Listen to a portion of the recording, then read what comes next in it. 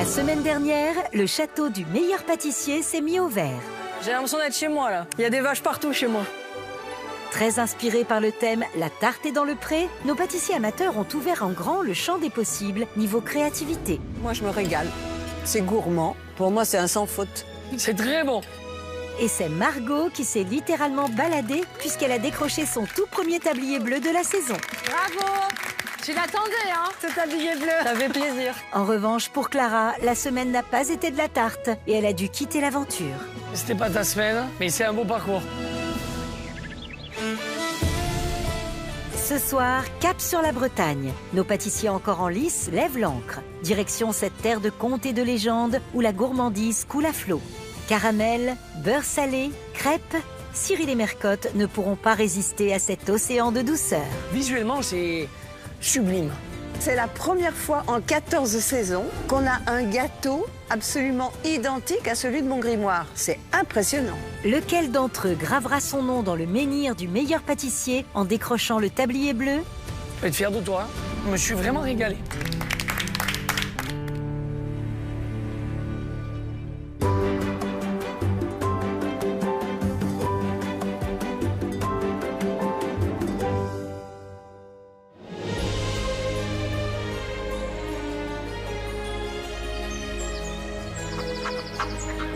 Pour cette 6e semaine de concours, un air de vacances en bord de mer souffle sur le château et pourtant, hors de question pour nos 9 pâtissiers amateurs de se la couler douce. Prête à défendre le tablier bleu? C'est quand même jamais arrivé que quelqu'un le garde 2 fois de suite. Hein. Ah, oui. Ah là là, c'est du bleu. C'est du bleu, c'est la mer. Ouh, un phare et des drapeaux bretons. On est en Bretagne, là. J'adore la Bretagne. Alors la semaine dernière, la campagne, ça vous gagne. J'ai terminé avec un tablier bleu, donc j'espère que cette semaine, la Bretagne, ça nous gagne aussi. On a nos bols avec nos prénoms. Ah, maintenant, ça te fait plaisir. Il n'y a même pas de faute à mon prénom. J'espère que ça va me porter chance cette semaine-là. La semaine dernière, ça a été un peu compliqué pour moi, donc là, cette semaine, je veux revenir d'attaque et prêt à faire beaucoup mieux. Bonjour à tous et bienvenue dans la 6e semaine du concours. Bonjour. Cette semaine, on part dans la région où coule le caramel beurre salé et le coulis de fraises de Plougastel, la Bretagne. Cyril, oh toi le druide de la pâtisserie, quel célèbre gâteau breton nos pâtissiers vont devoir revisiter? En Bretagne, c'est presque une religion. Vous allez devoir revisiter le sacro-saint kouign-amann. Cette pâte croustillante, beurrée, sucrée, caramélisée. Et vous allez devoir le revisiter. Attention, on doit retrouver les fondamentaux du kouign-amann. Un feuilletage impeccable et une belle caramélisation. Et je vous rappelle que c'est du beurre, du sucre, du beurre, du sucre et beaucoup de technique. Hop. Le kouign-amann, c'est une pâtisserie qui ne pardonne pas. Si la pâte est trop compacte, si le sucre brûle ou si le feuilletage n'est pas régulier, ça se voit immédiatement. Bon, allez, on se met pas les Bretons à dos, hein. Pour revisiter le kouign-amann et peut-être apprendre à les peler, vous avez 2 heures. À vos marques, prêts, pâtissez. C'est parti pour la revisite du plus célèbre et du plus gourmand des gâteaux bretons. Nos pâtissiers ont 2 heures pour transformer de la pâte à pain, du beurre et du sucre en une pâtisserie croustillante à l'extérieur et moelleuse à l'intérieur. C'est un temps très court quand on sait que le kouign-amann nécessite un pliage de pâte très technique, beaucoup de temps de repos ainsi qu'une cuisson longue. Alors nos Bretons d'adoption ont tout intérêt à trouver vite une idée de création originale. Pour ma revisite du kouign-amann, j'ai décidé de faire un kouign-amann en forme de triskel. Donc c'est le symbole breton à 3 branches qu'on connaît tous et toutes. Et pour les goûts, j'ai décidé aussi de partir du côté de la Bretagne puisque ma pâte à kouign-amann, je vais la travailler avec de la farine de sarrasin. C'est vraiment une céréale qu'on retrouve beaucoup en Bretagne, par exemple dans les galettes. Donc c'est vraiment un goût typiquement breton. Eh, vous n'avez pas peur de prendre l'eau cette semaine? Un petit peu. Pour ma revisite, je pars sur une fusion kouign-amann et pomme tatin, de manière à avoir à la fois donc, le kouign-amann qui sera sur 50% ici et de l'autre côté donc un dôme de pommes caramélisées. 50% kouign-amann, 50% pommes. Donc je vais faire un grand kouign-amann que je vais venir évider et mettre un peu de crème au lait ribot. C'est un peu un goût de yaourt qui, j'espère, va désucrer vraiment le kouign-amann. Par-dessus, je vais mettre un petit coulis de fraises et des fraises fraîches. Là, je vais commencer tout de suite par la pâte parce que le kouign-amann doit vraiment aller au four 1 heure. Donc là, on va mettre les gaz. Hein. Pascal a bien raison. C'est parti. Pas de temps à perdre pour confectionner le premier élément indispensable à la recette, la pâte à pain qu'ils doivent travailler comme une pâte feuilletée. C'est du sport. Pour la réussir, il faut replier la pâte sur elle-même à plusieurs reprises, Voilà. en respectant des temps de mise au frais entre les différents tours. Je vais la remettre un petit peu encore au frais pour faire encore ce qu'on appelle encore une poussée. Qu'elle gonfle un peu, qu'elle prenne du volume. Et pour transformer cette pâte à pain en véritable pâte à kouign-amann, à chaque tour, on y ajoute une généreuse quantité de beurre et de sucre qui caramélisera à la cuisson. Hop, voilà.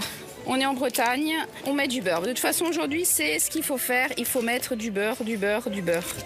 J'ai mis dans ma pâte du beurre, du sucre, du beurre, du sucre, du beurre et du sucre. Celui qui veut avoir le corps de rêve là pour cet été, je le conseille plutôt d'éviter le kouign-amann. J'ai enfermé le beurre dans le mélange de farine-eau. Et là, je fais des tours en incorporant le sucre petit à petit. Comme ça, le sucre va se mettre couche par couche entre les couches de beurre et de farine. C'est cette opération de tourage répétée autant de fois que possible Allez, hop, qui va permettre à la pâte de feuilleter sous l'effet de la chaleur. hop et hop. Une fois au four, les différentes couches de feuilletage vont s'espacer pour donner un aspect aérien et croustillant à la pâte. Mais pour être sûr d'obtenir une pâte dorée et développée, il faut s'assurer de faire un nombre suffisant de tours.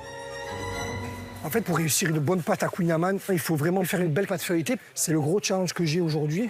J'adore ça, travailler les pâtes feuilletées. J'aimerais bien vraiment montrer que je suis capable de faire de chouettes réalisations et que je ne suis pas là par hasard.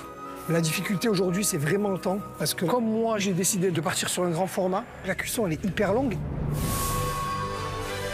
Mamar, agent administratif dans une université, a très envie de prouver qu'il est bon élève. Sa spécialité, s'inspirer de ces deux cultures pour réaliser des desserts orientaux retravaillés avec des techniques françaises. Sauf que depuis le début du concours, il est capable du meilleur. Moi, j'aime bien. Hein. Franchement, c'est une bonne idée. Bravo. Comme du moins bon. Depuis son tablier bleu en 2e semaine, ce compétiteur au caractère bien trempé peine à retrouver une vraie régularité. Tu nous as habitués à mieux.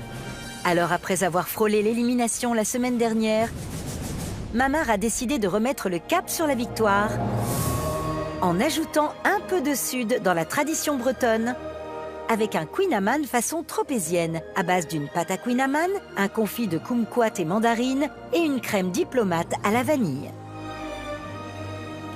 Alors, Mamar, J'espère que cette semaine, elle sera plus propice à la réussite que la semaine dernière, parce que vraiment, t'as eu chaud. Hein. Je me suis un peu perdu. Et ouais, Des fois, on a tendance à s'éparpiller et c'est pas bon, quoi. faut revenir aux fondamentaux. Exactement. Donc là, j'ai décidé cette semaine d'allier mes deux petites régions de cœur, la Provence et la Bretagne. Une région où j'ai un petit peu vécu étant jeune. J'étais même à l'école à Vannes, dans le Grand du Ah Morbihan. oui. Et j'ai décidé du coup de faire une kouign-amann, mais en version tarte tropézienne. Et alors, le kouign-amann, t'as fait combien de tours? J'ai fait un tour double et un tour simple. C'est pas beaucoup, hein? J'ai fait ça, c'est pour gagner un peu de temps, parce que le temps de cuisson est hyper long. Et comme c'est une pâte caramélisée, des fois, ça peut être caramélisé correctement et pas cuit à l'intérieur. Mais déjà, si tu le fais bien pousser et que tu le cuis à une température pas trop forte, il a le temps de colorer et de cuire à l'intérieur. Tu vas le laisser au moins 1 heure de cuisson. Faut pas confondre vitesse et précipitation. OK? Ok, chef. Allez, maman, vas-y, hein? Merci beaucoup. Allez. À tout à l'heure. bien cuit ta pâte. Yes. Mamar, il a décidé de revisiter le kouign-amann en gros format. La difficulté aujourd'hui, c'est le timing. Parce qu'en 2 heures, c'est très compliqué. On va voir s'il y a le temps que ce soit bien cuit. La venue de Cyril et Mercotte me met forcément une petite pression parce qu'ils m'attendent sur la cuisson de mon kouign-amann et je l'attends moi aussi. Donc c'est vraiment le point sensible de la recette. Mamar joue gros avec sa recette interrégionale. Voyons comment Cyril a décidé de revisiter la célèbre pâtisserie armoricaine. Alors, Laetitia, moi aussi, je me suis prêté au jeu. Alors, j'ai fait le kouign-amann, sauf que j'ai torsadé la pâte pour en faire une couronne. J'ai mis des zestes de citron et d'orange dans la pâte. À l'intérieur, une crème d'amande à la pistache, les fraises déposées dessus et quelques feuilles de ciseaux pour terminer le tout. C'est hyper feuilleté et ça donne vraiment, mais vraiment envie, quoi. Regarde. Oh là là, Bah, c'est regarde gourmand, l'intérieur, comme c'est beau, Mon quoi. Dieu. Il est à tomber par terre. Retiens-toi, tombe pas par terre. Tu vois ce qu'on aime? C'est cette pâte-là. Bien Regarde beurrée. comme elle est feuilletée, là, voilà. Tu vois tous les feuillets, là. Ouais. Ah oui. Et on a le sucre à l'extérieur, on a le moelleux à l'intérieur. Alors, est-ce que les pâtissiers peuvent s'amuser avec les saveurs, des épices? On choisit ce qu'on veut. J'aurais pu le faire à la framboise, au praliné, au chocolat. Moi, j'ai mis des fruits parce que le kouign-amann, c'est riche. Oui, ça allège. Et puis les fraises, elles viennent de Plougastel, c'est la Bretagne aussi. Et moi, j'ai sorti de la marinière. Hein. Ah ouais, je vois ça. Ah bah attends. Allez, Camille. Allez, ma belle. Allez, ma belle. Après avoir navigué, non pas d'île en île, mais de frigo en îlot, les pâtes à kouign-amann sont fin prêtes à être mises en forme et à embarquer dans les fours sans tarder. La cuisson est une étape cruciale, elle doit durer suffisamment longtemps pour que les pâtes poussent sous l'effet de la chaleur et développent tout leur feuilletage. Donc là, maintenant, je vais retourner le kouign-amann et on va le placer dans le moule. Allez, Zoubida. Il est temps de l'enfourner. Je vais venir former mon triskel, donc avec mes 3 volutes de pâte feuilletée à la farine de sarrasin. Et après, je vais partir en cuisson vite. J'espère que ça va feuilleter. Là, il faut vraiment que je me dépêche à mettre en cuisson, c'est primordial. Donc là, je continue mon petit rouleau de feuilletage. Je fais un petit escargot et j'enfourne pendant au moins 45 minutes à 180 degrés. Mamar n'a plus qu'à prendre son mal en patience. C'est parti. Comme son kouign-amann est volumineux, espérons que les nombreuses couches de pâte aient le temps de feuilleter. Mathieu, de son côté, aimerait bien remporter son 3e top de la saison sur la revisite de Cyril. Après le grain de café au tiramisu et le dôme de fondant au chocolat ultra maîtrisé, notre éducateur spécialisé va-t-il exaucer son vœu et récupérer pour la 2e fois le tablier bleu avec cette spécialité bretonne bien loin de sa Belgique natale? Je connais bien la Bretagne. J'y suis déjà allé pas mal de fois. Avec mes résidents, pour des camps extérieurs, je pense que c'est la recette parfaite pour décompresser avec eux et changer un petit peu d'air. Mais par contre, j'ai jamais eu l'occasion de faire un kouign-amann. En plus de ça, j'ai jamais fait de feuilletage. Après, je pense qu'il faut discerner les couches. Et là, on voit bien l'esprit de la pâte feuilletée. On verra si ça paye. J'enfourne à 175 degrés pendant 45 minutes. C'est parti. Pour le tout premier kouign-amann de sa vie, Mathieu a décidé d'impressionner le jury avec une version à la cannelle qu'il farcira d'une compotée de poire. Puis, il viendra recouvrir le gâteau d'une ganache montée au miel et au sarrasin. Ça va, Mathieu? Ça va. Le kouign-amann est en cuisson. T'en as déjà fait? On n'a jamais mangé, jamais fait. donc Ah, je jamais sais pas mangé du non tout. plus. Non, jamais, non. Aïe. C'est la première fois que je fais de la pâte feuilletée, en fait. Ah ouais? Ah ouais. Enfin, je sais pas ce que ça donne, hein. J'ai toujours pas regardé. Ah, c'est beau purée. Ah ouais. Oula. Ils sont beaux. Hein. Ferme. C'est la première fois que je fais une pâte feuilletée de ma vie. Mais il faut C'est les la laisser chance du cuire, hein. débutant. Ah ouais, je vais laisser. Là, par contre, c'est pas cuit, oui. Bon, bah voilà, j'ai tenté de faire quelque chose qui me plaisait, donc avec de la cannelle, de la poire, et puis je viens pocher au-dessus une ganache montée. Non? Ah, je trouve dommage, purée. Il y a un beau serpentin, là. Ouais. Et oui, je vais le cacher. C'est beau, le tourbillon, là. Faut qu'on voit ce petit escargot. Ok. Ça va, je vais réfléchir à un autre pochage. T'attends de réfléchir, t'as rien à faire. Oui, c'est sûr. T'as rien à Réfléchis. J'ai rien à faire, donc ça va. Ok. Je suis vos conseils, merci. Alors Cyril et Mercotte, ils m'ont demandé de réfléchir à autre chose comme finition pour ne pas gâcher ce feuilletage qui était assez esthétique. Alors j'ai pas encore vraiment d'idée parce que moi j'aimerais bien quand même qu'on ait assez de ma ganache. Faut réfléchir. Qui veut prendre le tablier bleu dans ses filets cette semaine? Ça serait une bonne pêche, moi j'aimerais Ah, ça serait une bonne pêche, Ouais. hein? Et Seb, regarde, il y a toute la ligne des tabliers bleus, il manque que Camille. Hein. Donc c'est pour Camille cette semaine. Allez, Camille. Dans tes filets cette semaine, le tablier bleu? J'aimerais bien. Je te le souhaite. Allez, Camille. C'est sous les encouragements que Camille tarde à finaliser sa pâte à kouign-amann, alors que toutes celles de ses compagnons de galère sont déjà en train de lever au four. Depuis le début du concours, notre fée de la pâtisserie a quelque peu du mal à transformer ses rêves ambitieux en réalité et à plusieurs reprises, elle a terminé les épreuves sur le fil. C'est atroce. Que ce soit avec son cookie à la carotte ou encore son tiramisu normand. Alors sur cette épreuve spéciale Bretagne, notre Normande va-t-elle réussir à ne pas se laisser déborder et à canaliser ses émotions? Qu'est-ce que tu fais, Camille? Alors, le Kouign Amann, je ne connais pas du tout. Ça va être une grande surprise pour moi. Donc, je fais une pâtisserie hybride entre un Kouign Amann et un roulé à la cannelle que je connais un peu plus. C'est ambitieux. Il faut que tu termines, hein, parce qu'à chaque fois... Oui. T'as toujours des problèmes avec le temps, toi, hein? Tout à fait. Donc dépêche-toi pour avoir fini dans les temps, surtout. Hein. Tu sais que le plus long, c'est la cuisson. Oui, c'est pour ça que là, je m'apprête à l'enfourner. C'est parti. Allez. Bien caramélisé, hein? Bien caramélisé. Alors le timing est vraiment très important dans cette épreuve et Camille, il faut qu'elle fasse attention parce qu'elle est pleine d'ambition, elle fait beaucoup de préparation, mais elle n'arrive pas toujours à conclure. J'ai un peu peur pour la cuisson parce que ça doit cuire très longtemps. Le passage de Cyril et Mercotte m'a un petit peu stressée sur le timing, donc on va croiser les doigts pour pas avoir une mauvaise surprise à la sortie du four.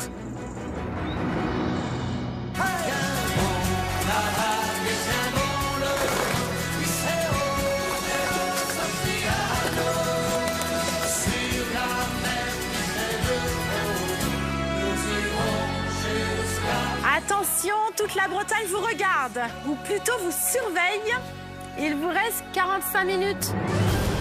Tandis que les Kouign Amann prennent une jolie couleur dorée, nos pâtissiers amateurs, eux, n'ont pas le luxe de se dorer la pilule. Ils doivent enchaîner les préparations qui viendront sublimer cette bombe de gourmandise bretonne. Ça, c'est la base de ma ganache. C'est du miel infusé avec du cacha. Le cacha, c'est des graines de sarrasin torréfié. Donc ça sent bon, ça sent un peu comme le praliné. C'est très intéressant, le cacha. Là, je suis en train de presser les citrons pour faire le confit citron. Pour moi, le citron, c'est des huile de soleil du sud. C'est quelque chose qui rafraîchit un petit peu. Vu que c'est déjà une pâte qui est lourde avec du beurre, du sucre, je voulais apporter ces petites couches de peps par le citron. Donc là, je suis en train de passer mes pommes à la mandoline pour ma revisite moitié Kouign Amann, moitié pomme. Et ensuite, après, je vais mettre mes petites pommes dans ce moule à muffins. J'ai mis le caramel dans le fond. Et quand je vais démouler, ça va être sympa. Donc là, je vais mettre dans le four, alors que c'est déjà à 180 degrés. Pour que ça caramélise bien, que ça fasse un effet tatin. Si Seb mise sur des saveurs traditionnelles et réconfortantes, Margot, notre tablier bleu de la semaine, est plutôt adepte des effets de surprise dans ses desserts. Violette, ail noir ou pollen, elle ose, ce qui n'est pas toujours du goût de Cyril. Alors, notre policière a-t-elle retenu la leçon ? J'ai choisi la pistache et le kumbhava, donc c'est vraiment pour revisiter, pour ajouter un peu de fraîcheur et des goûts un peu différents au Kouign Amann habituel. Et c'est les deux saveurs préférées de mon conjoint, donc c'est pour lui faire un petit clin d'œil. Là, vraiment, la particularité de mon Kouign Amann, en fait, c'est que j'ai intégré mes zestes directement dans ma pâte à Kouign Amann pour parfumer ma pâte. Ça fait une petite touche d'originalité, même si j'essaye de faire plus simple aujourd'hui, j'aime quand même les goûts originaux. Donc, et ça, j'espère vraiment que Cyril et Mercotte vont apprécier. Pour espérer conserver son tablier bleu et surprendre Cyril et Mercotte sans prendre trop de risques, Margot a décidé de mettre des zestes de kumbhava dans sa pâte à Kouign Amann. Une fois cuit, elle le farcira d'un praliné pistache et d'un gel kumbhava et viendra disposer tout autour de son gâteau des fleurs en ganache montées pistache kumbhava. Alors, le tablier bleu, ça te va bien?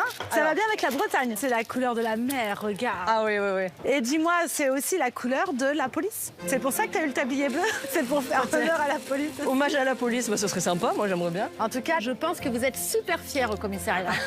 J'espère qu'ils sont fiers de moi. Ça fait plusieurs années qu'ils goûtent mes gâteaux, qu'ils me soutiennent. Quand ils ont su que je voulais participer au concours, ils étaient super contents. Donc vraiment, je leur fais un gros bisou parce qu'ils ont été super. La pâtisserie, ça t'apporte quoi au quotidien? C'est un peu un déstressant, on va dire. Parce qu'on a quand même des journées, des fois, qui sont intenses. Et voilà, ça vide la tête. Et puis, ça détend mes collègues quand je leur ramène les gâteaux, du coup. Ouais, carrément. Donc, tout le monde en profite. Allez, bon courage. Merci, Laetitia. À plus tard. J'espère que ça feuillette et que ça caramélise. Il ne reste plus que 20 minutes. Oh my God. Pas besoin d'invoquer les dieux de la pâtisserie pour savoir si les Kouign Amann sont réussis. Le sort se joue à la sortie du four. Et à 20 minutes de la fin, c'est maintenant ou jamais. J'ai vérifié la cuisson de mes Kouign Amann. Sur le dessus, ils sont quand même beaux. Hein. Ça, c'est chouette. Bien croustillant, bien caramélisé.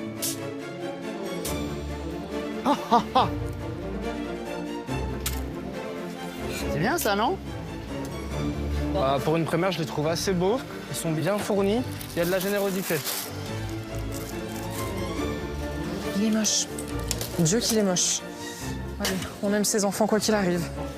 Bah honnêtement, il a pas vraiment feuilleté, il s'est affaissé, la pâte est moche, ça a cramé sur les côtés, rien ne va quoi. Je vais le retourner pour voir si au moins de l'autre côté c'est mieux.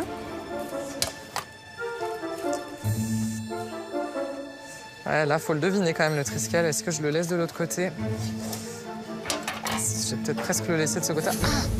Waouh, ok. Allez, ça, c'est fait. Putain, la vache.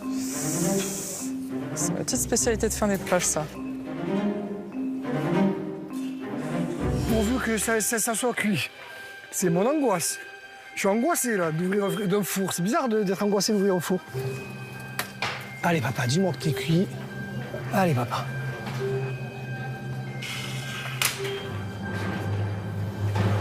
Kouign-Amann a plutôt une belle couleur. Ouais, il a l'air bien caramélisé, il a l'air cuit à l'intérieur. Je suis en stress pour ma sortie de fourneau. Est-ce que la magie va opérer? Telle est la question. Ok, je vais augmenter un peu la cuisson au four, j'ai pas le choix. Il n'est pas encore tout à fait cuit. Tant pis, il faut vraiment que ma pâte à Kouign-Amann soit cuite. Je vais le découper, mais vraiment faire un petit chapeau. Délicatement, sans trop abîmer le feuilletage. C'est un peu le moment de vérité. Il me manque un peu de cuisson encore. Hein. Je vais essayer de le passer au four pour rattraper un peu le manque de cuisson que j'ai. Il ne reste plus que 10 minutes. Ça y est, la tremblote des dernières minutes. Elle est toujours là, celle-ci. Je tremble, ça m'énerve. C'est pas très régulier. Hein. Ah là là, c'est dingue de trembler comme ça. Hop, donc je mets le confit citron ici. Alors le pochage ici, j'essaye de laisser entrevoir le tourbillon. Cyril et Mercotte m'ont dit que mon feuilletage était intéressant. Donc je les écoute et je tente un pochage différent que celui que j'avais prévu de base. Donc ça, c'est ma crème au lait ribot. Alors, elle était censée être au centre du Kouign-Amann. Seulement, le Kouign-Amann est encore très chaud. Donc, je vais juste mettre mon coulis, parce que ça, il peut être déposé même si le Kouign-Amann est chaud. Et je vais mettre la crème au lait ribot sur le côté, dans un petit bol. Mes pommes caramélisées sont cuites. Et là, ça va se démouler. Là, ma foi, ça me paraît vraiment bien. C'est exactement ce que je voulais. Plus que 2 minutes. Mon Kouign-Amann, il manque peut-être un petit peu de cuisson, mais j'ai pas le choix. Je l'enlève. Ah.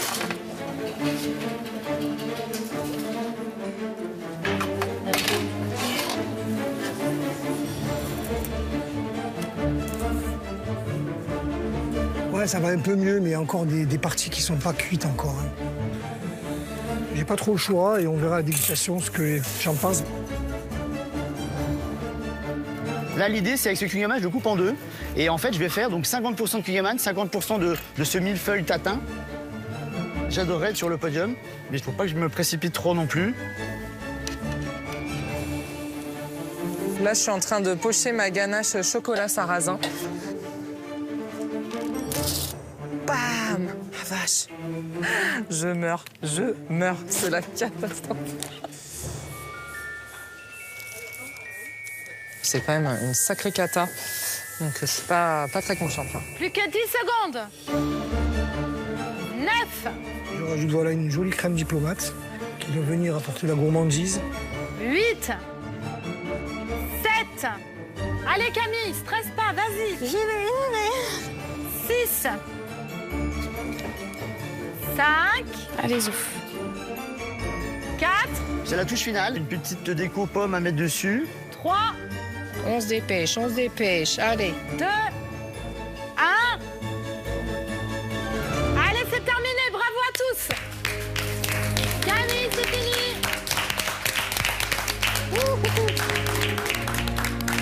Allez, vous allez transporter le jury en Bretagne, c'est l'heure de la dégustation. On espère.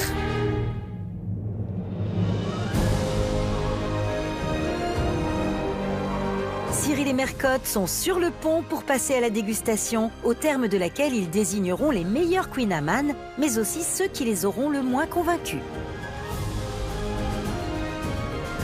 Et la dégustation débute avec Seb, qui, en roi de la tarte, a imaginé une pâtisserie moitié Kouign-Amann, moitié tatin. Sa revisite va-t-elle faire tomber notre jury dans les pommes? Moi, je trouve que c'est original, c'est une super idée. Et alors, visuellement, pour le moment, c'est bien caramélisé et on voit bien le serpentin. C'est élégant. C'est bien d'avoir mis les deux gâteaux en un. C'est une très très bonne idée. Visuellement, le mariage marche bien. Maintenant, on va voir le goût. Ouh là là.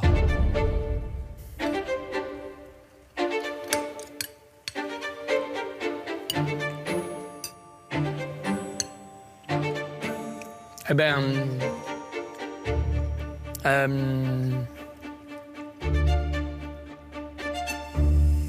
Bien, c'est très bon. Merci. Les pommes, elles sont super bonnes. Et le kouign-amann est bien caramélisé. L'équilibre pomme-kouign-amann, c'est très bon. Ça, c'est une belle revisite. La pomme compense le sucré du kouign-amann, qui est gourmand. La revisite est une belle revisite. T'as rempli ta mission. Bravo, Seb. T'as tout déchiré sur cette dégustation. Merci beaucoup. C'est au tour de Margot, notre policière, de livrer ses kouign-amann fleuris parfumés au kombava. Va-t-elle récolter des compliments? Oh, c'est mignon. C'est joli. On voit très bien le serpentin sur le dessus, donc ça, c'est bien roulé. La décoration est très mignonne. Si beau kouign-amann, bien doré. Pas plus, hein? Pas plus. Parce que là, le bas, là, t'étais à la limite de te faire attraper par la patrouille.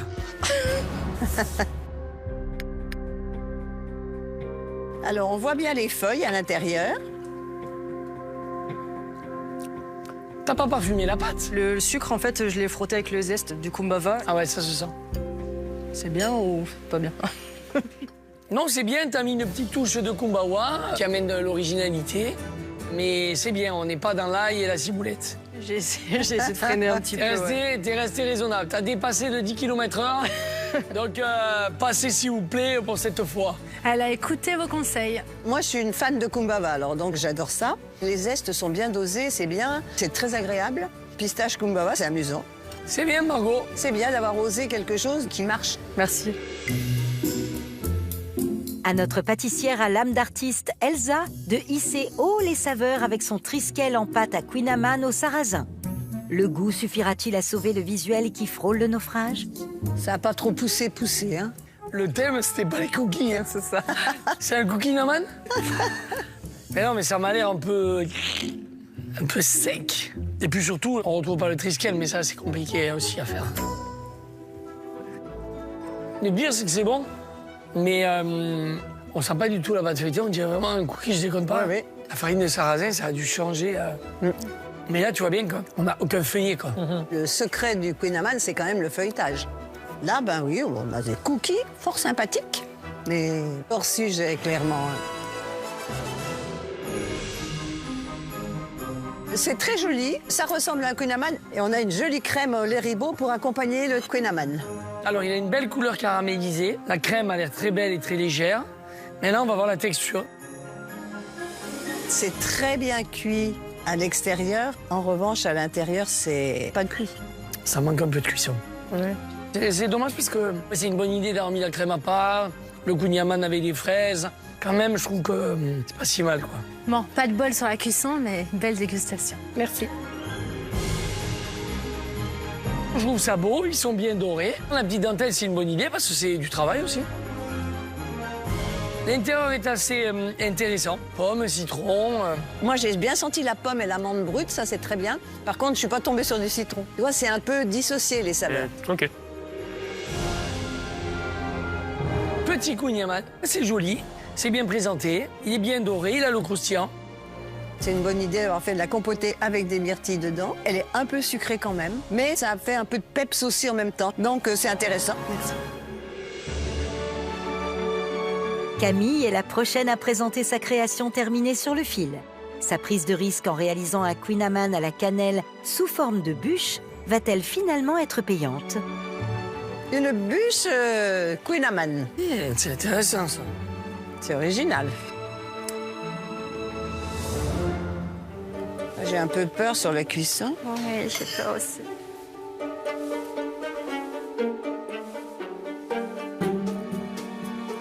Ça manque cruellement de cuisson. Ça aurait mérité d'être cuit un peu plus que ça. Et je t'ai vu que tu l'as mis un peu tard. Il y a de l'idée, c'est assez créatif. Après, manque un peu de cuisson. Dommage. Mamar a lui aussi été ambitieux avec son Queen Amman façon tropézienne. À la sortie du four, le gâteau XXL n'était pas cuit à cœur. Sa crème diplomate à la vanille va-t-elle compenser le manque de cuisson? Et visuellement, c'est un peu bouillon, quoi. La crème, elle tombe.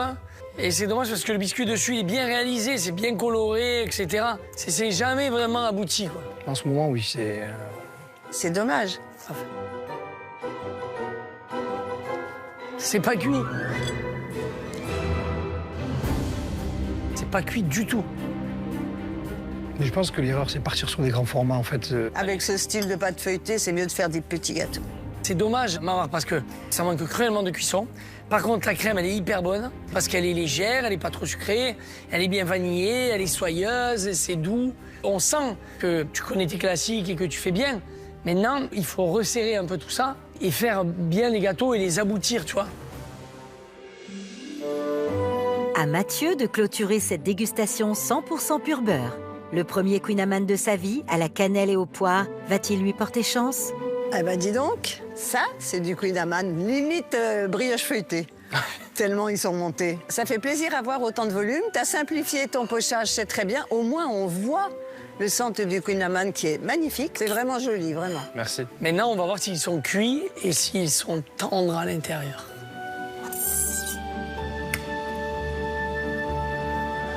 Alors,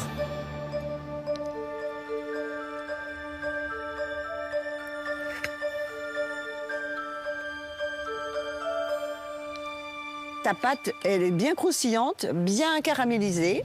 On voit bien les feuilles partout et ça, c'est difficile d'obtenir ça. Donc, moi, je dis bravo. la crème, elle est bien dessus parce qu'il n'y en a pas trop. Et elle a quand même une bonne texture, donc ça va bien avec les pois. Et puis, le Queen Amman, il est très bon, croustillant à l'extérieur, moelleux à l'intérieur. Et je me suis vraiment régalé. Bravo, Mathieu. Merci beaucoup. Bravo.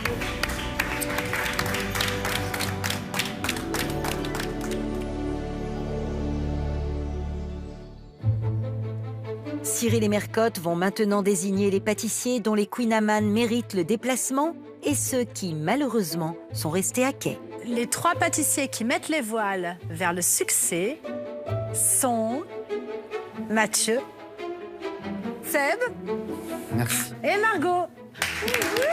Bravo à tous les 3. En revanche, ces 3 pâtissiers pour qui ça a été un peu plus difficile sont Elsa, Mamar et Camille. Mais on peut vous applaudir quand même parce que vous nous avez régalé. C'est déjà l'heure de l'épreuve technique de la plus redoutable des bigoudaines pâtissières, Mercotte. Alors Mercotte, dis-moi, est-ce que tu as des trésors bretons dans ton grimoire magique? Évidemment, Laetitia. La Bretagne, c'est un de mes chapitres préférés. Tant de bons gâteaux, mais tant de pièges. Gourmande, mais sadique, notre Mercotte. Hein. Toujours. Je vais vous demander de quitter la tente, Cyril et Mercotte, puisque cette épreuve sera dégustée à l'aveugle. À tout à l'heure. Ma Mercotte, viens, je t'offre une belle bolée de cidre au château. Il paraît que ça aide à mieux juger. Avec plaisir, mon Cyril. Mercotte adore la Bretagne. OK.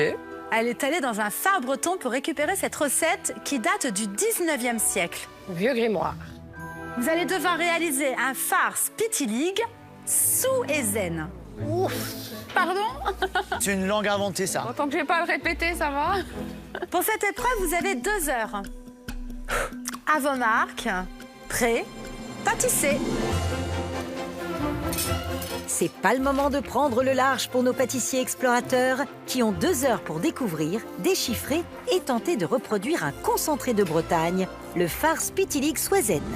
À vos souhaits. Du phare Spitiligue sous Ezen. Je sais pas comment on dit.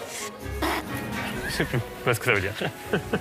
Donc là, je pense que là, avec de la farine de sarrasin, du beurre, une poêle, une semaine bretonne, on va partir peut-être sur des crêpes. Pendant que nos pâtissiers naviguent en eau trouble, Mercotte va dévoiler à Cyril les secrets de fabrication de cette spécialité du Finistère qui remonte au 19e siècle et que l'on déguste encore de nos jours lors des fêtes populaires et des repas familiaux.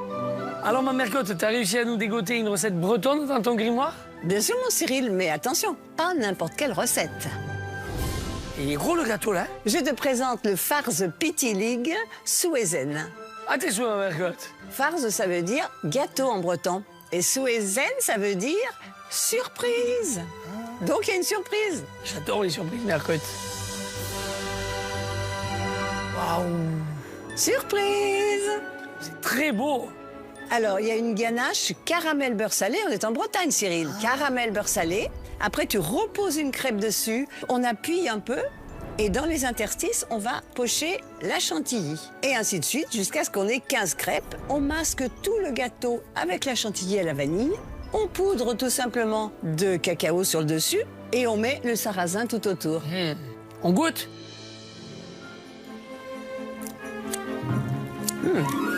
Il est bon ton farce. Par contre, ils vont s'amuser là pour cette épreuve technique. Hein. C'est un casse-tête breton, ça, ma Mercotte. En fait, toute la difficulté de ce gâteau réside dans le montage pour que le motif ressorte bien. Une dernière pour la route, ma Mercotte, allez. Ouais. De retour sous la tente, nos pâtissiers amateurs n'ont pas le loisir d'être en mode vacances avec la recette de ce farce Pittilig qui, rien qu'à la lecture, a déjà de quoi surprendre. C'est bien la première fois qu'une recette du grimoire de Mercotte me donne envie. Donc j'espère vraiment encore plus que d'habitude la réussir. Bon vent, Margot. Première étape, la ganache montée au sacro-saint caramel beurre salé, qui nécessite forcément de commencer par la réalisation du caramel. Rien de plus simple, du sucre, de la crème liquide, du beurre salé, mais en quelle quantité? Mercotte, en bonne bigoudaine, est convaincue que nos pâtissiers maîtrisent les fondamentaux du parfait breton. Alors on n'a pas les pesées pour le caramel. Ah, c'est Mercotte, hein. On le sait. Non, elle ne met pas le dosage en fait sur ce caramel, mais c'est un caramel que j'ai l'habitude de faire. Donc on va y aller un petit peu comme je fais d'habitude. Donc là, j'essaye de déjouer les pièges de Mercotte en regardant où elle a pu glisser quelques pesées d'ingrédients, ce qui me permet plus ou moins de détailler là où elle n'en a pas mis. Maintenant, je m'apprête à faire mon caramel vite, puisqu'il faut que je rattrape le retard que j'ai pris à essayer de décortiquer la recette. Je sais pas si c'était la bonne technique, on va croiser les doigts pour que ça le soit. Très souvent en retard sur les épreuves, notre fée de la pâtisserie qui adore réaliser des gâteaux au design poétique espère avoir trouvé la solution miracle pour gagner du temps. De son côté, Elsa est très concentrée pour ne pas revivre la déconvenue de l'épreuve précédente. Là, cette épreuve technique, je l'aborde un peu plus stressée que les autres parce que c'était mon premier flop ce matin. Donc là, clairement, il y a un beaucoup plus gros enjeu pour moi de ne pas m'enfarger, comme on dit au Québec, sur cette épreuve-ci. Donc voilà, là, j'essaye de respirer, je mets le stress de côté et j'y vais. Récemment mariée et maman de 2 enfants, Elsa a traversé l'Atlantique depuis le Québec pour explorer pleinement ses talents de pâtissière. Depuis le début du concours, cette artiste peintre conçoit ses dressages comme des tableaux au style pop et flashy. Malheureusement, ces gâteaux sont parfois plus beaux que bons et méritent quelques ajustements. L'insert, whisky et sirop d'érable, pour moi, c'est un peu clivant parce que c'est fort en goût. Et la pâte, elle est vraiment très épaisse. Ça manque un peu de finesse. Voilà, le visuel, très très joli. Maintenant, on est déçus à la dégustation. Alors, Elsa va-t-elle réussir à maîtriser la pression et à sortir un farce Pittilig gustativement et esthétiquement parfait? Alors, Elsa. Ça va, Laetitia? Ouais, et toi surtout, là? Ouais. Ce que je remarque, c'est que tu as des boucles d'oreilles bleues. C'est vrai. Du vernis bleu. C'est vrai. C'est pour invoquer le tablier bleu? En tout cas, je vais être un peu moins ambitieuse cette semaine. J'ai juste envie de pas sortir.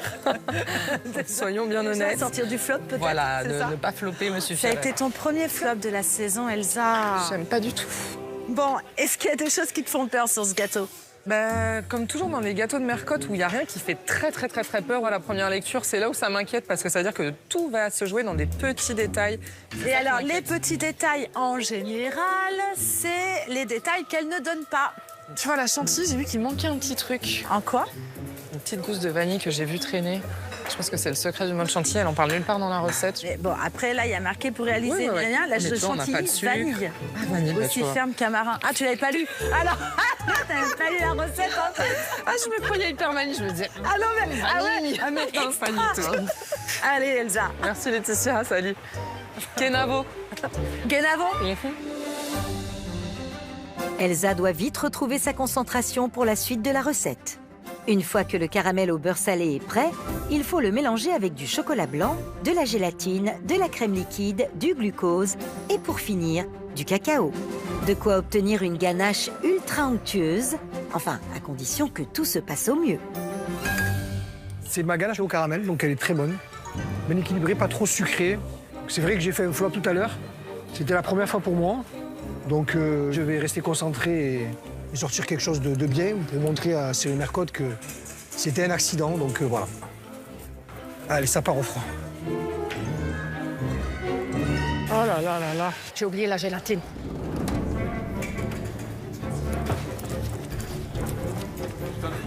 Grosse connerie, j'ai oublié la gélatine. Ça, c'est bien moi. Allez, petite gélatine, j'espère que tu vas prendre. On fait des bêtises sur les épreuves de Mercotte, c'est toujours comme ça. Allez, on est reparti. Est-ce que je mette ça? Ça, c'est ma ganache montée que je viens d'aller mettre au frais, mais j'ai vite couru aller la chercher parce que je viens de me rendre compte que j'ai oublié de mettre mon cacao en poudre. C'est une petite erreur de précipitation. Bon, là, ça a une belle couleur chocolat au lait. Allez, hop, ça part au frais. Faut vite que je me rattrape sur la suite parce que je vois tout le monde qui avance et il y a moi qui rame. Camille est plus déterminée que jamais à rester à flot et éviter d'avoir à quitter le navire en fin de semaine. Allez, c'est bon, je mets ça au frais cette fois. On est good. Maintenant que les ganaches reposent tranquillement au frais, il est temps de passer à l'étape la plus fondamentale, l'appareil à farce Pittilig qui va servir à préparer les 15 crêpes demandées.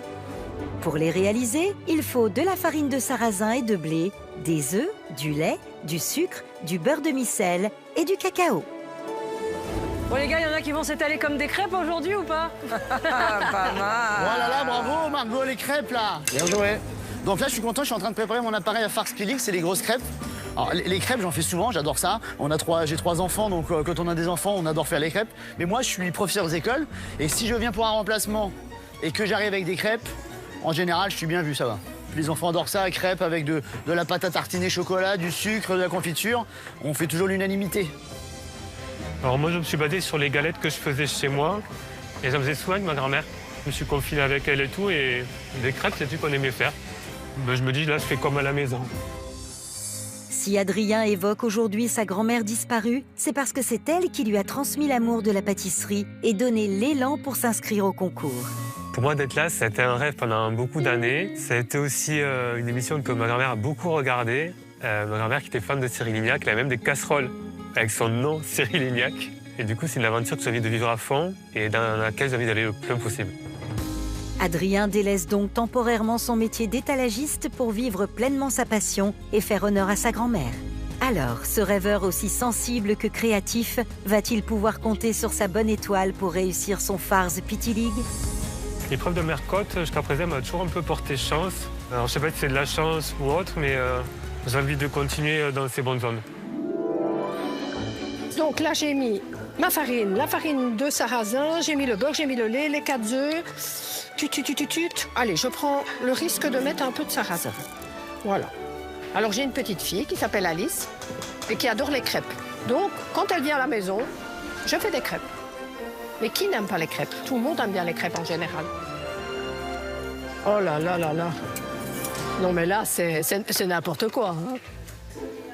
Bon, celle-là, on va l'oublier. Hein. Oh là là là là là là. Regarde la belle crêpe, Pascal. regarde un peu la belle crêpe. Tu la Qu'est-ce veux? qui t'arrive là? Non, bah non, vas-y. Enfin, oui, vas-y. Qu'est-ce qui Allez, t'arrive là? Tu sais cuire les crêpes, toi, Laetitia? Ouais. Tu veux m'aider? Ah, J'ai je le pas savais. droit. C'est pas une crêpe, ça, c'est... Pascal, il y a des grumeaux là-dedans. Non, c'est parce que je me suis permise de mettre du sarrasin. Oh, dans ta pâte à crêpes? Mais Oui. qu'est-ce qui t'arrive? J'ai fait une petite fantaisie. Je me suis dit que ça ferait un petit craquant. Ah ouais, mais c'est écrit dans la recette, ça? Non, c'est pas écrit. Mais non, qu'est-ce que t'as fait là, Pascal? Tu crois qu'elle va être fâchée? Ben oui. Mais il est trop tard. C'est fait. Mais c'est fait, c'est fait. Ça va être une catastrophe. Courage. Merci, Pascal. Laetitia. Merci beaucoup. Wow. Faites honneur à Mercotte sur cette épreuve. Il vous reste 1 heure.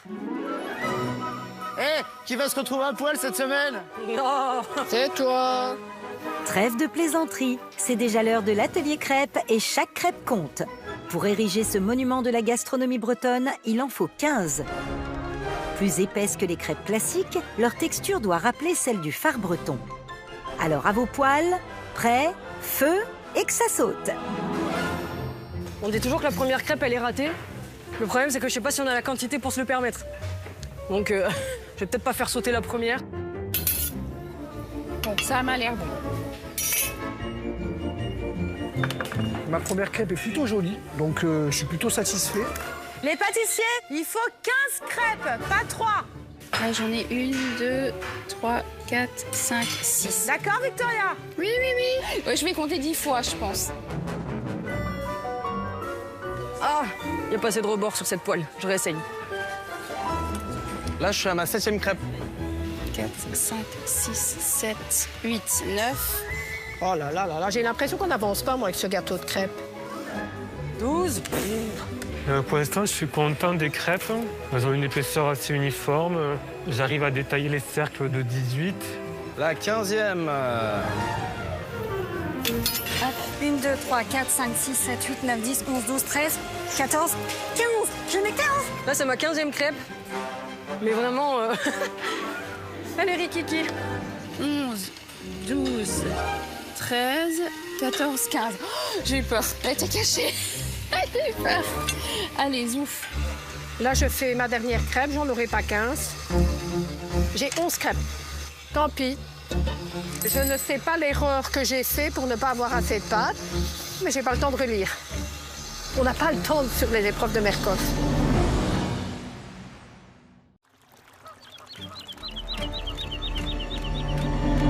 Si nos pâtissiers amateurs veulent avoir le temps de monter leur farce pitilique sereinement, ils doivent impérativement attaquer l'étape suivante qui consiste à monter leurs 2 crèmes, la ganache et la chantilly. Celles-ci seront pochées en de généreuses bandes qui s'alterneront au fur et à mesure du montage. Alors la ganache, elle est bien, elle a réussi à monter. Elle a une bonne, elle est bien ferme, c'est bien. Ma ganache au caramel est très jolie. C'est la texture que je veux avec bec d'oiseau. C'est top. Là, je suis en train de préparer ma chantilly. Dedans, j'ai mis 2 gousses de vanille, de la crème liquide et de la mascarpone. Donc là, je vais la monter au batteur. Bon, franchement, là, c'est l'étape qui me fait peur. Parce que si la clôture est tranchée ou trop liquide, on pourra même pas s'en servir pour le montage. Faut prier.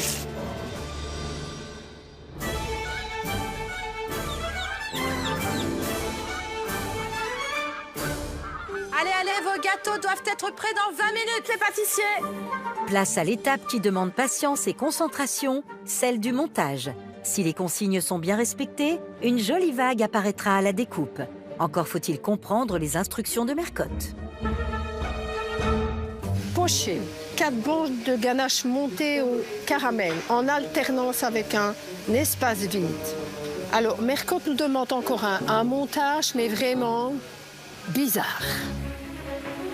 Mercotte a dit de commencer par 4 bandes de ganache au caramel. Je pense que le but, c'est d'être bien parallèle pour avoir un motif régulier. Et après, elle dit de venir appuyer comme ça entre. Et on va alterner comme ça. Là, je vais mettre de la vanille. Là, je pose une crêpe par-dessus. Il faut que je marque bien les écarts. Mais il faut vraiment que je fasse attention parce que ma crème est quand même assez liquide. Hop. Oh merde, ça coule. Ça arrange pas mes affaires, ça, du tout, du tout. Un peu déçu.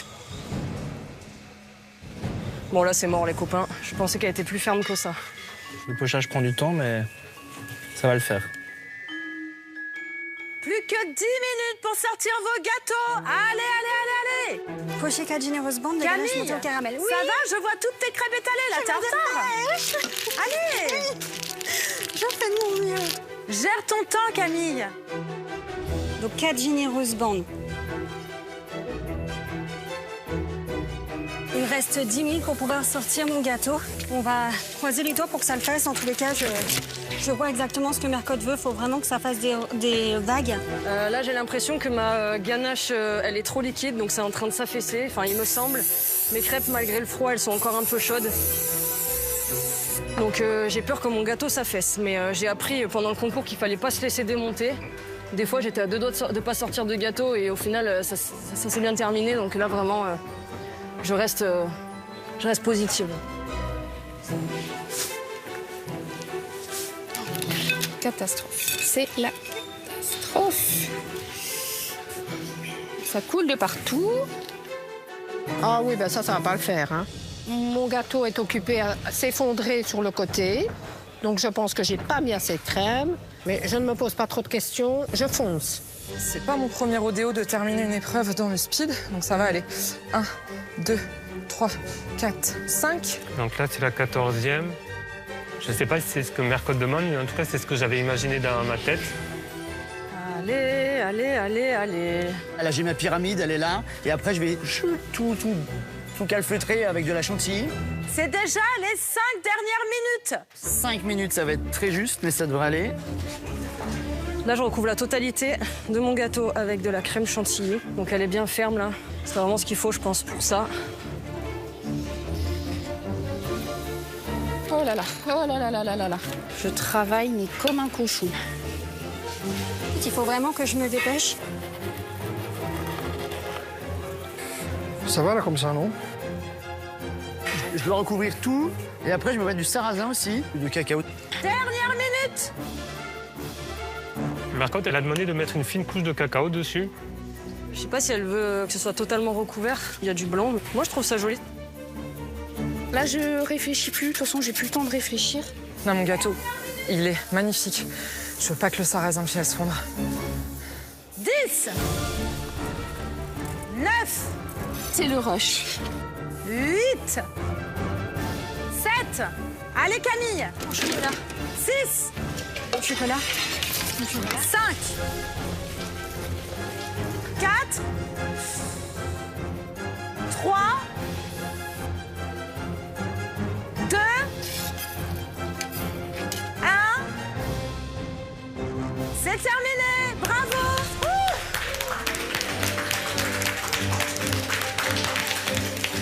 Bravo les pâtissiers, c'est l'heure de la dégustation. Oh ma vache. Tu te sens bien ou pas là? T'es contente quand même de ce que t'as fait? Je pense que j'ai fait une petite sortie de corps sur la fin de l'épreuve. J'étais plus là, j'étais juste des mains. Des mains et rien d'autre là, je crois. Mais je suis contente. Allez. Non, t'es contente, c'est bien. J'espère que ça va me sauver. Ouais, bien sûr, c'est bien. Oh là là, il faut encore. Qu'est-ce qu'on a fait là? Aussi. Alors ma belle, ça donne quoi? C'est pas mal, hein? Oui, je sais. C'est bien. Oh, j'étais dispo. Un marathon. Un marathon, là, on en peut plus. On l'a fait. Maintenant, on n'a qu'une seule envie, c'est de manger des crêpes. Après 2 heures d'épreuve, Cyril et Mercotte vont découvrir les farces Pitilic Soisaine de nos 9 Bretons d'adoption. À l'issue de cette dégustation à l'aveugle, notre jury établira un classement des gâteaux de crêpes du moins ressemblant au plus fidèle à l'original. Alors, vague ou pas vague, une chose est sûre, le moment de la découpe sera déterminant. Cyril, Mercotte, il est temps de venir déguster le farce... Farce? Le farce Pitilic. C'est possible. Ils se ressemblent un peu, hein, tous. De toute façon, mon Cyril, c'est à la coupe que ça va se jouer. Allez. Alors, premier farce Pitilic. On aurait pu mieux couvrir la chantilly avec du cacao. Là, c'est un peu clairsemé. Le sarrasin, bon, ça va. On coupe? Oui, mon Cyril. Miam, miam, miam, miam, miam.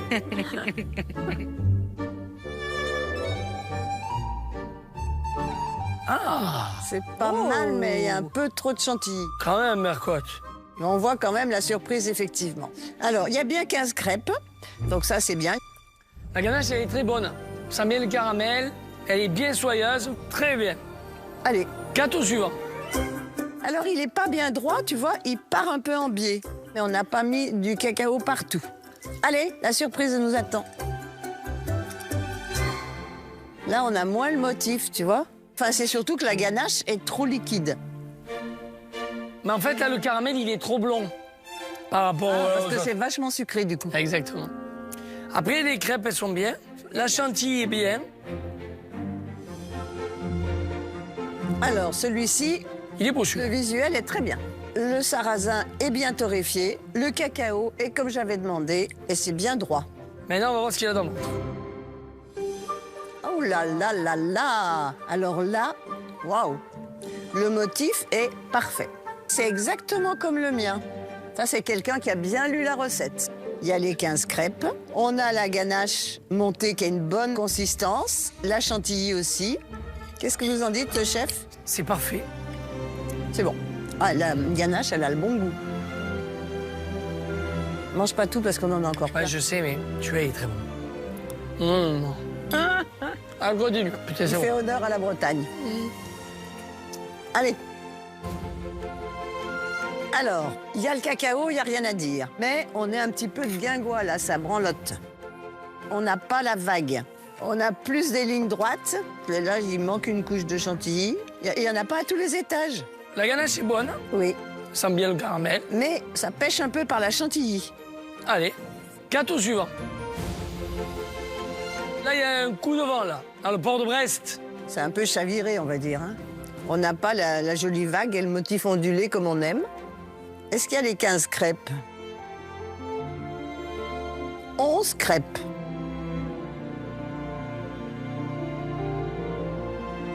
Les crêpes, elles craquent un peu sous la dent. Vois-tu pas qu'on aurait mis du sarrasin dedans? Les graines? Encore quelqu'un qui n'a pas tout à fait bien lu la recette. Alors? C'est bien torréfié. Oui. Et il y a le cacao. Bon alors, surprise ou pas surprise? Je vous aimez comment, petite dame, comme ça? Pas trop, mon gamin, monsieur, c'est nourrissant quand même. Pas de surprise, c'est tout droit. Ouais. Ah, c'est un peu de l'autre côté. Si, l'autre côté, là, ouais. De l'autre côté. Alors, la ganache. La ganache est pas mal, hein? Ouais. Mais la chantilly est tranchée, en revanche. Allez. Alors, cacao. Où es-tu? Torréfaction. Où es-tu? La surprise, es-tu là? Il est là? Il est moelleux, celui-là. Alors, on a la chantilly quasiment à tous les étages. Arrête de manger la ganache, Cyril, ça suffit. Mais moi, quand c'est bon, j'arrive pas. Je trouve la ganache hyper bonne, les crêpes super, et puis c'est dommage parce que la ganache est tendre. Un peu trop. Un peu trop. Il faut vraiment avoir les bonnes textures pour arriver à ce que ça tienne et que ce soit super. Allez, farce pétilique suivant. Alors, on a le cacao, on peut pas le dire qu'il n'y est pas. C'est bien le cacao dessus, là. Oui, c'est bien, j'ai bien mis. Ouais. Je répète. Ah bon? Tu sais, je suis ton petit perroquet. C'est bien. Ah, il y a le motif. Et la texture est là. Celui-là, il a eu chaud, le caramel, là. Limite brûlé. On sent que le caramel a poussé, donc on a perdu un peu ce côté un peu bonbon caramel.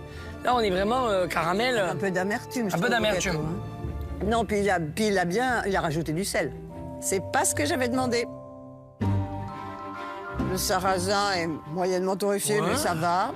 Et puis, c'est pas très haut. Là, il y a la surprise. La crème est douce, elle est bonne. Les crêpes sont bonnes. Il n'y a pas beaucoup de crème caramel, de ganache caramel. Et c'est pour ça qu'il est moins haut, C'est pour ça qu'il est moins haut, ouais. Parce qu'il n'y a pas assez de garniture. Là, il faut que je racle feuille par feuille. Voilà, c'est quelqu'un qui est radais, ça.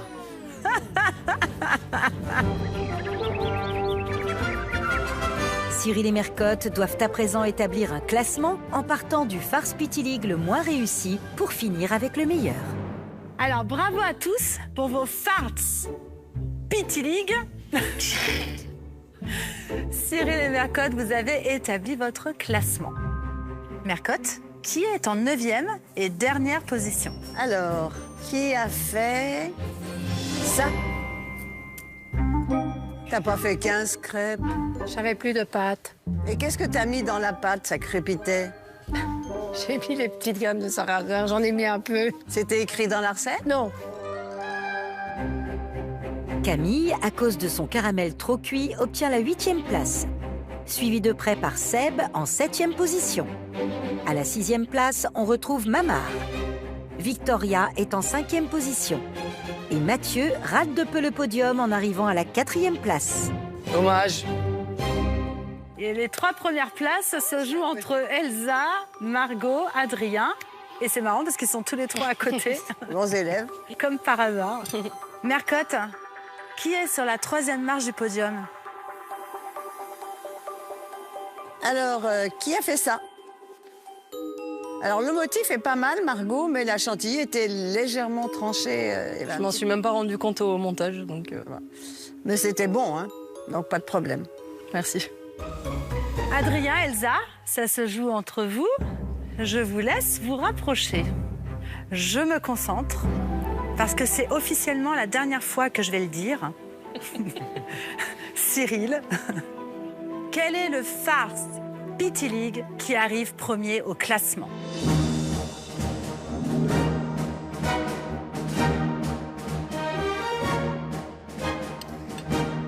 Bah, qui a fait ça? Bravo.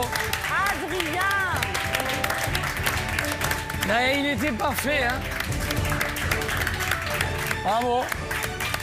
Et bravo Elsa aussi, parce que du coup, tu étais flop et là, tu finis 2e, donc petite bouffée d'oxygène. Mais bravo Adrien, parce qu'il était vraiment parfait. C'est la première fois en 14 saisons qu'on a un gâteau absolument identique à celui de mon grimoire. C'est impressionnant, vraiment. Merci beaucoup. Bravo. Merci. Là, c'est la première fois. Hein.